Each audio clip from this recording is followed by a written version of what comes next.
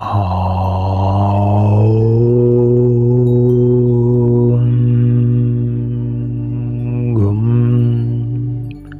ഗുരുഭ്യോ നമഃ. ഏവർക്കും പ്രണാമം. നമുക്ക് ശ്രീ വാൽമീകി രാമായണത്തിലേക്ക് തന്നെ മടങ്ങാം. അരമനയിൽ നിന്ന് പുറത്തേക്ക് പോന്ന സൗമിത്രി നഗരദ്വാര പ്രദേശത്തിൽ ഒരു നായ ദീനഭാവത്തിൽ നിൽക്കുന്നത് കണ്ടു. എന്തിനെയോ നോക്കി കരുണസ്വരത്തിൽ അത് ഇടയ്ക്കിടെ മോങ്ങുന്നു. വീരനായ ലക്ഷ്മണൻ ശ്വാവിൻ്റെ അടുത്തു ചെന്ന്, ഹേ മഹാഭാഗ, എന്താണ് വേണ്ടത്? സംശയിക്കാതെ തുറന്നു പറയൂ പ്രഭോ. അക്ലിഷ്ടകാരിയും സർവ്വജീവികൾക്കും ശരണ്യനും ഏതൊരു ഭയത്തിലും അഭയമേകുന്നവനുമായ മഹാപ്രഭു ശ്രീരാമചന്ദ്രസ്വാമിയോട് ഉണർത്തിക്കാം. ശ്വാവിൻ്റെ മറുപടി കേട്ട കുമാരൻ ജ്യേഷ്ഠൻ്റെ പള്ളിമേടയിലേക്ക് മടങ്ങി വിവരമറിയിച്ചു. വീണ്ടും അതിൻ്റെ അടുത്ത് വന്ന് രാജരാജേന്ദ്രനോട് നേരിട്ട് പറയാനുള്ളത് അങ്ങ് തന്നെ ഉണർത്തിക്കൂ. സൗമിത്രയുടെ വാക്കുകേട്ട സാരമേയം, പ്രഭോ, ദേവാലയം, രാജമന്ദിരം, ബ്രഹ്മഭവനം എന്നിവയുടെ അകത്ത് അഗ്നി, ഇന്ദ്രൻ, ആദിത്യൻ, വായു എന്നിവർ അധിവസിക്കുന്നുണ്ട്. ഞങ്ങൾ ഏറ്റവും ഹീനജീവികൾ ആയതിനാൽ അങ്ങോട്ട് അടുക്കുവാൻ അർഹതയില്ലാത്തവരാണ്. ധർമ്മം തന്നെ ശരീരം പൂണ്ട മഹാരാജ സന്നിധിയിലേക്ക് വരുവാൻ ഞാൻ അശക്തനായിത്തീരുന്നു.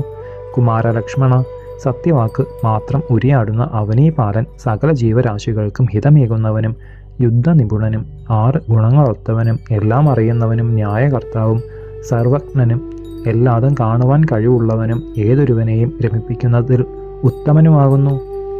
നമ്മുടെ രാജരാജേശ്വരൻ ചന്ദ്രനും അന്തകനും വൈശ്രവണനും മൃത്യുവും അഗ്നിയും വരുണനും ദേവേന്ദ്രനും ആദിത്യനുമാണ്. സൗമിത്രി നന്ദന, പ്രജേശ്വരനായ കാകുത്സ്ഥനോട് പറയൂ, അവിടുത്തെ പ്രത്യേകം ആജ്ഞയില്ലാതെ അകത്തേക്ക് വരുന്നത് യുക്തമല്ല. ഞാൻ വരികയുമില്ല എന്ന്. സാരമേയത്തിൻ്റെ സാരഗർഭങ്ങളായ വാക്കുകൾ കേട്ട സൗമിത്രി ദാശരഥിയുടെ അടുത്ത് ചെന്ന് വീണ്ടും, കൗസല്യനന്ദവർദ്ധകനായ മഹാപ്രഭോ, അവിടുത്തെ ആജ്ഞ ആ ശ്വാവിനെ അറിയിച്ചു. കാര്യാർത്ഥിയായി വന്ന് അത് ദ്വാരദേശത്തു തന്നെ നിൽക്കുകയാണ്. ശ്രീരാമചന്ദ്രൻ അരുളി ചെയ്തു, കാര്യത്തിനു വേണ്ടി നിൽക്കുന്ന ആരെ ആയാലും ഇങ്ങോട്ട് കൊണ്ടുവരൂ. രഘുവരൻ്റെ നിർദ്ദേശമനുസരിച്ച് ലക്ഷ്മണൻ ആ നായയെ രാജസദസ്സിലേക്ക് ആനയിച്ചു. അതിനെ തൃക്കൺ പാർത്ത് ദേവദേവൻ, ഹേ ശ്വാവേ, പറയാനുള്ളത് എന്തു തന്നെയായാലും പറയൂ, ഒട്ടും ഭയപ്പെടേണ്ട. തലയിലുള്ള വലിയൊരു മുറിവിൽ നിന്ന് രക്തമൊലിക്കുന്ന അത് ധീനസ്വരത്തിൽ, മഹാപ്രഭോ, രാജരാജേശ്വര, ഉറങ്ങുന്നവരിൽ ഉണർന്നിരിക്കുന്നവൻ നൃപൻ, നാട്ടുകാരെ മുഴുവൻ കാത്തുരക്ഷിക്കുന്നവൻ നൃപൻ, എല്ലാറ്റിനെയും കർത്താവും ഗോപ്താവും ലോകത്തിൻ്റെ മുഴുവൻ അച്ഛനും അരജനാണ്. കാലവും യുഗവും എന്തിനധികം ഈ ലോകം മുഴുവനും നരപാലകൻ തന്നെ. നല്ല നയം കൊണ്ട് രാജാവ് ധർമ്മത്തെ സംരക്ഷിക്കുന്നു. നൃപാലകൻ പാലിക്കാതെ വന്നാൽ നാട്ടുകാരെല്ലാം നശിക്കുകയായി. ധാരണം കൊണ്ട് ധർമ്മം എന്ന പേരുണ്ടായി. ധർമ്മത്താൽ പ്രജകൾ ധൃതരായിത്തീരുന്നു. ധാരണ എന്നാൽ ചരാചരത്തോടു കൂടിയ 3 ലോകങ്ങൾക്കും താങ്ങായി നിൽക്കുകയും ശത്രുക്കൾക്ക് കൂടി വേണ്ടി വന്നാൽ അവലംബമാവുകയും നാട്ടുകാർക്ക് സംതൃപ്തി ചേർക്കുകയും ചെയ്യുന്നത്. അതാണ് ധർമ്മം എന്ന് വിധിച്ചിരിക്കുന്നു. രഘുവര തിലകനായ മഹാരാജാവേ, ഈ ശ്രേഷ്ഠധർമ്മം പരലോകത്തിൽ ഫലപ്രദമായി തീരും. മാത്രമല്ല, ധർമ്മത്താൽ കൈവരാത്തതൊന്നും ഈ ലോകത്തിൽ ഇല്ലെന്നാണ് എൻ്റെ വിശ്വാസം. ദാനം, ധർമ്മം, സജ്ജനപൂജ, എല്ലാ കാര്യങ്ങളിലും സത്യം, ഇവയാണ് മുഖ്യധർമ്മങ്ങൾ. അവിടുന്ന് സംരക്ഷിച്ചുകൊണ്ടിരിക്കുന്നതും ഇവയെ തന്നെ. ശുഭ്രപ്രദനായ കാകുത്സ്ഥ, പ്രമാണങ്ങൾക്കും പ്രമാണമായിട്ടുള്ളതും അവിടുന്നല്ലേ. സജ്ജനങ്ങളുടെ ധർമ്മം എന്താണെന്ന് അവിടത്തേക്ക് തികച്ചും അറിയാവുന്നതല്ലേ. ധർമ്മങ്ങളെല്ലാം അധിവസിക്കുന്ന പുണ്യഭവനമായിട്ടുള്ള അവിടുന്ന് സാഗര തുല്യങ്ങളായ ഗുണങ്ങളാണുള്ളത്. രാജരാജേശ്വര, അത്രയും ആലോചിക്കാതെയാണ് ഞാൻ ഇത്രയും പറഞ്ഞത്. അവിടുന്ന് പ്രസാദിക്കണേ. കൈവണങ്ങുന്ന എന്നിൽ കോപിക്കരുതേ. ശ്വാവിൻ്റെ വാക്കുകൾ കേട്ട രാഘവൻ പെട്ടെന്ന്, ഞാൻ എന്തൊന്നാണ് ചെയ്തു തരേണ്ടത്? ഒട്ടും സംശയിക്കാതെ പേടിക്കാതെ തുറന്നു പറയൂ. സാരമേയം ആശ്വാസപൂർവം എന്ന മട്ടിൽ തുടർന്നു, ഏതൊരു മന്നവനും നാട് നേടേണ്ടത് ധർമ്മത്താലാണ്. ധാർമ്മികമായി പരിപാലിക്കണം. സർവഭയങ്ങളെയും നശിപ്പിക്കുന്ന നൃപൻ ധാർമ്മികമായി ശരണ്യനാകുന്നു. ഇതാലോചിച്ചും എനിക്ക് വേണ്ടി ചെയ്യേണ്ടത് അവിടുന്ന് കേൾക്കൂ. രഘുവംശനായക, സിദ്ധാർത്ഥനായ ഒരു ഭിക്ഷു ബ്രാഹ്മണ വീതിയിൽ പാർക്കുന്നുണ്ട്. ഒരു തെറ്റും ചെയ്യാത്ത എന്നെ വെറുതെ കയറി അടിച്ചു. അടുത്ത ക്ഷണത്തിൽ ദ്വാരപാലകൻ രാജാജ്ഞ അനുസരിച്ച് സർവസിദ്ധാർത്ഥ പടുവിനെ കൊണ്ടുവന്നു. മഹാതേജസ്വിയായ ആ വിപ്രപ്രമുഖൻ, ഹേ രാമ, എന്നെക്കൊണ്ട് എന്തൊരു കാര്യമാണ് സാധിക്കാനുള്ളത്? അന്നവൻ്റെ ചോദ്യത്തിന് മറുപടിയായി, ദ്വിജശ്രേഷ്ഠ, എന്തിനാണ് ഈ ശ്വാവിനെ ഇത്തരത്തിൽ അങ്ങ് അടിച്ച് മുറിവേൽപ്പിച്ചത്? വടികൊണ്ട് അടിക്കത്തക്ക വിധം എന്തൊരു തെറ്റാണിത് ചെയ്തിട്ടുള്ളത്? ജീവനെ അപഹരിക്കുന്ന വൈരിയാണ് ക്രോധം. മിത്രഭാവത്തിൽ പ്രശോഭിക്കുന്ന ഉഗ്രശത്രു ക്രോധം തന്നെ. വജ്രം പോലെ നിശിതമായ തീക്ഷ്ണ ഘട്കമാണ് ക്രോധം. എല്ലാറ്റിനെയും നശിപ്പിക്കുന്നത് ക്രോധമല്ലാതെ മറ്റൊന്നുമല്ല. തപസ്സു ചെയ്യുന്നതും യാഗം കഴിക്കുന്നതും ദാനം കൊടുക്കുന്നതും കൊണ്ടുണ്ടാകുന്ന പുണ്യങ്ങളെ മുഴുവൻ ഇല്ലാതാക്കുവാൻ ക്രോധം മാത്രം മതി. അതുകൊണ്ട് ഉത്തമനായൊരുവൻ കോപം നീക്കുകയാണ് വേണ്ടത്. വിരണ്ട് നാലുപാടും ഓടുന്ന കുതിരകളാവുന്ന ഇന്ദ്രിയങ്ങളെ ധൈര്യത്തോടെ ഒതുക്കി നേർവഴിക്ക് തെളിക്കണം.